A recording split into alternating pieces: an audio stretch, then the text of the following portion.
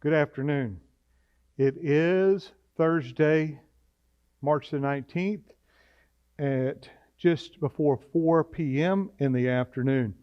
I like to put that timestamp on there because of our current conditions, how things are changing from day to day, even from hour to hour. As of yesterday, we had a church family meeting. Everyone in our congregation was invited, and I was grateful for those who were able to both be there on short notice and those who called in, although my phone died and I lost you. It's important that I get back together with you very quickly. As things have changed, yesterday, matter of fact, as late as 4:30 p.m. yesterday afternoon, I spoke with the Brazoria County with their COVID-19 call-in center and verified that although the county was following the country's recommendation of no more than 10 people gather, they were mandating and prohibiting gatherings over 250. We had decided as a church that those who were comfortable and wanted to come to church, we would be here and the church doors would be open, as long as it was not a mandate. And therefore, those that didn't want to be here, didn't feel safe or comfortable, they could view online or do whatever the Lord led them to do. But things have changed since then. As of this afternoon, Governor Greg Abbott released an executive order, and that order goes as follows. This was released this afternoon, March the 19th, 2020. And we read, at least in part here, now therefore I, Greg Abbott, Governor of Texas, by virtue of the power and authority vested in me by the Constitution and laws of the state of Texas, do hereby order the following on a statewide basis, effective 11:59 p.m. on March 20, 2020, and continuing until 11:59 p.m. on April 3rd, 2020.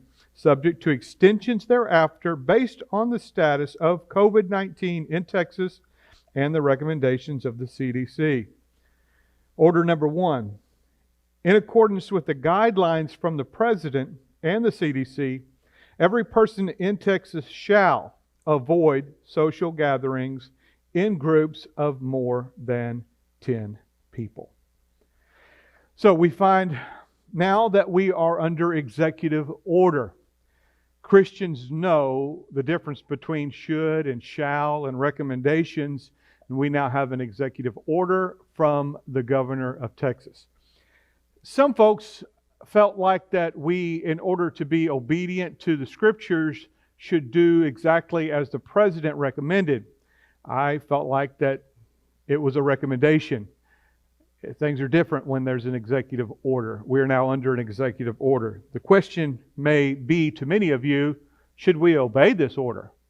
Should we, as Christians, feel obligated to shut the doors?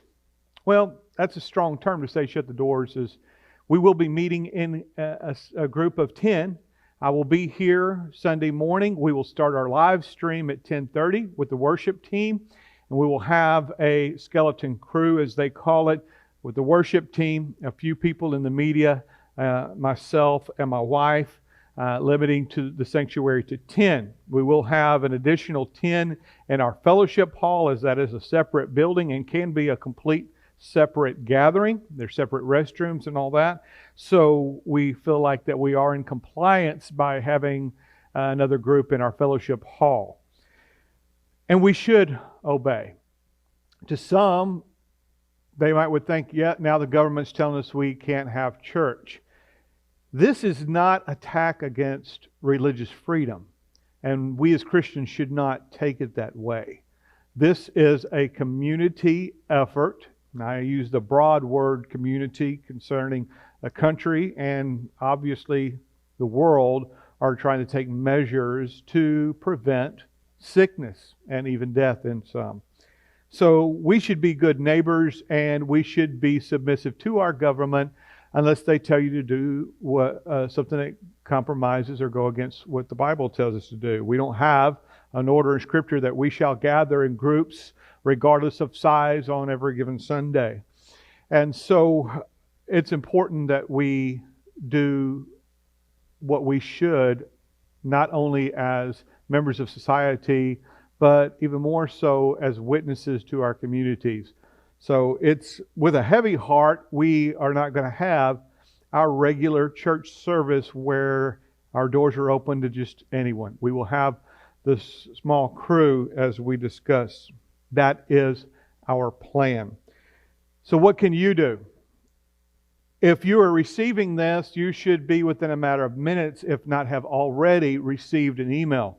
If you're a member of our church, we ask you to check your email and respond to a request from us for those that might be willing to host a group up to 10 in your home. We will be live streaming. If you have the ability to show in your home through YouTube, Facebook, or our website, and stream and join us in your home and you would like to host, I encourage you to do that and invite up to 10 people in your home, or a group of up to 10 people in your home. So that's what we're going to do. We are just going to strive on. We're going to press through.